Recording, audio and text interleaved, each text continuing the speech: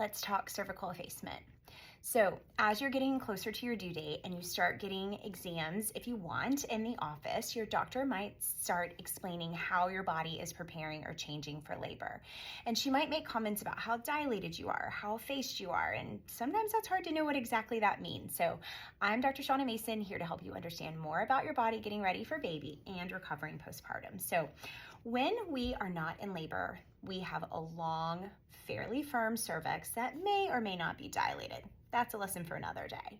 So as our bodies start preparing for labor, and our baby is sitting, thankfully, head down here on top of our cervix, your doctor can start feeling how soft, stretchy, or thin effaced your cervix becomes. And we often document this in percentiles, which is definitely subjective, but we check lots of these and have a good idea of what's what. So as our body starts getting ready, we might thin out a little bit of that cervix and we just don't feel that part anymore. So this would be something like 30% effaced. So we've lost a good percentage of the cervix, but there's still a lot there. We may or may not be dilated. We may or may not be able to feel the baby's head above that, but we're definitely showing some change. Things are shortening and softening. As things progress, we lose a bit more. Now we're at 50%. And so basically we've lost this, we don't feel this part anymore.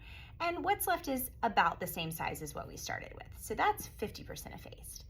After that, things are pretty thin, these layers, as we start moving. So your doctor may say 60% or 75% there, 80%. Now you can see this is just like a little bitty rim of cervix left. That's what we mean.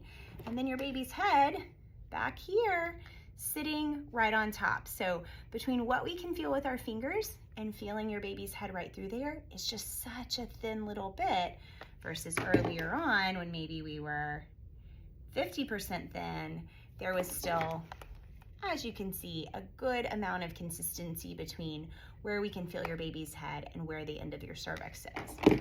So once we get, 90% effaced, there is just a tiny little rim of cervix around your baby's head. That's all that's left for us to feel. And as you get to the end of labor, that will continue to stretch out, and all we will then feel is your baby's head, and that is completely effaced.